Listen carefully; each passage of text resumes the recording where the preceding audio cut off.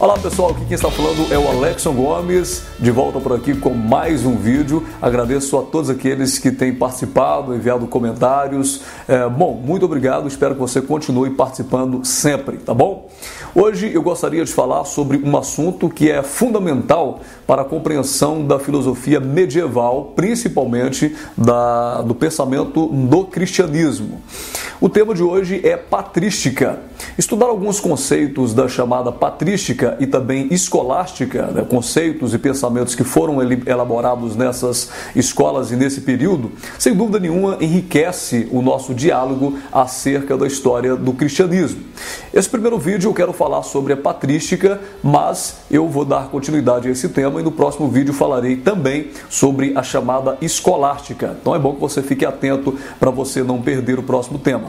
A patrística, ela compreende o período do século I a aproximadamente o século VII e se desenvolve a partir das pregações dos primeiros padres da igreja, os pais da igreja. Daí, inclusive, o nome patrística.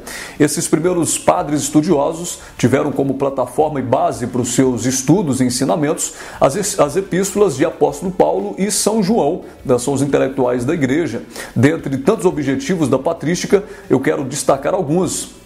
O primeiro é que ela foi fundada com o objetivo de consolidar o papel da igreja e propagar as ideias do genuíno cristianismo, vamos dizer assim.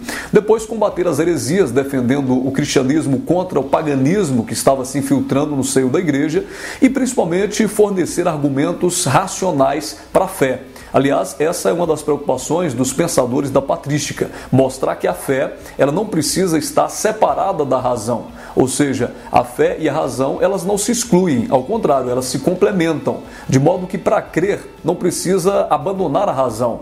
São duas coisas que podem muito bem andar de mãos dadas, de acordo com os pensadores da patrística. A escola patrística ela advogou a favor da igreja, propagou diversos conceitos cristãos que ainda hoje nós conhecemos e ouvimos o tempo todo nas igrejas, como o conceito do pecado original, criação do mundo, ressurreição, juízo, graça, todos esses ensinamentos foram tratados na patrística. Entre os pensadores que nós podemos destacar, eu quero falar para você sobre um que, aliás, ficou muito famoso ao longo da história, que é o Agostinho de Hipona, posteriormente chamado pela igreja também de Santo Agostinho. Ele viveu no ano 354, aproximadamente, e foi consagrado bispo de Hipona, onde escreveu as suas grandes obras, que estão disponíveis aí, algumas até na internet você pode encontrar. Santo Agostinho, durante a sua caminhada filosófica, ele teria feito várias reflexões e buscado incessantemente a verdade ou por alguma filosofia que o saciasse, que preenchesse as lacunas que ainda faltavam na sua vida. Chegou a se envolver com o maniqueísmo, que é uma doutrina que divide o mundo entre bem e mal, Deus e demônio, mas por fim, ele insatisfeito acabou se convertendo ao cristianismo, pelo qual ele lutou pelo resto da sua vida e, de fato, ele viveu para defender o cristianismo. O Santo Agostinho foi o primeiro pensador cristão a estabelecer esse diálogo entre fé e razão que impulsionou, de certa forma, todo o pensamento medieval. Para ele, para Agostinho, o intelecto não elimina de modo algum a fé. Pelo contrário, ele fortalece a fé. Daí aquela expressão que você deve ter ouvido, compreender para crer. Você crê a partir da compreensão.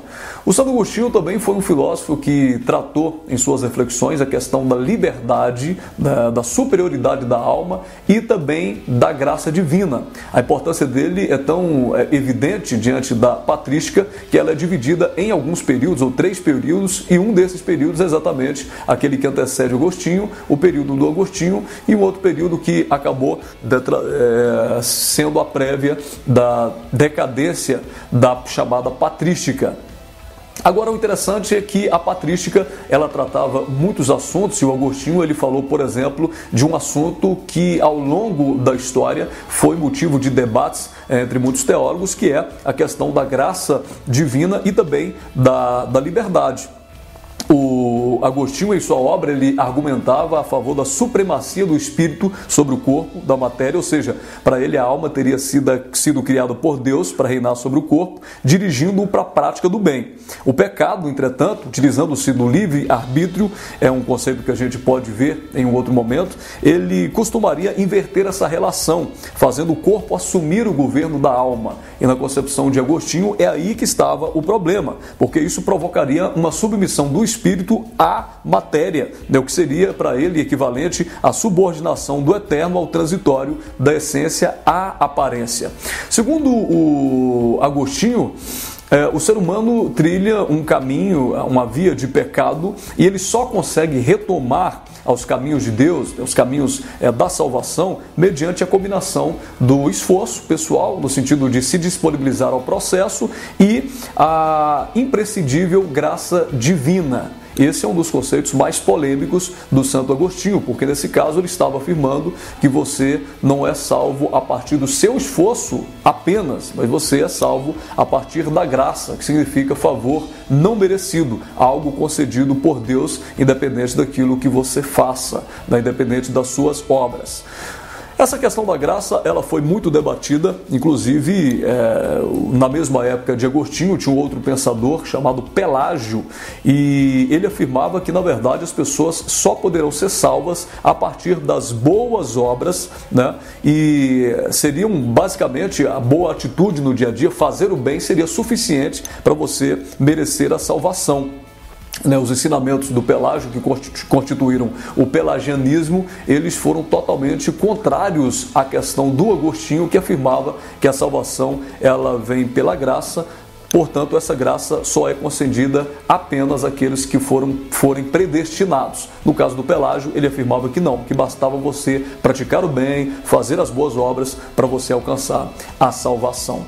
Tá bom? Então, pessoal, esse é um pequeno vídeo, uma pequena reflexão sobre a chamada patrística. Esse vídeo continua no próximo, ou melhor, essa aula continua no próximo vídeo, quando estarei falando sobre a escolástica. Eu espero que isso tenha servido para dar um pouco de luz aí sobre o seu pensamento. Como eu tenho falado, são vídeos introdutórios. Se você quiser aprofundar um pouco mais, você precisa pesquisar e fazer leituras. A intenção desses vídeos é apenas apresentar para as pessoas esses conteúdos rápidos, acessíveis e fáceis para aquelas que começaram a estudar sobre esses temas agora. Vou te pedir uma coisa, se você não se inscreveu nesse canal, por favor se inscreva. Aqui no lado vai aparecer um botão de se inscrever, clique em se inscrever rápido e automaticamente você fica conectado com a gente. Toda vez que eu postar, você é notificado. Se você também não compartilhou, compartilhe com as pessoas, mande adiante, isso nos ajuda e muito. Aquele abraço, tchau, tchau, que Deus abençoe você e muito obrigado aí por estar com a gente até agora.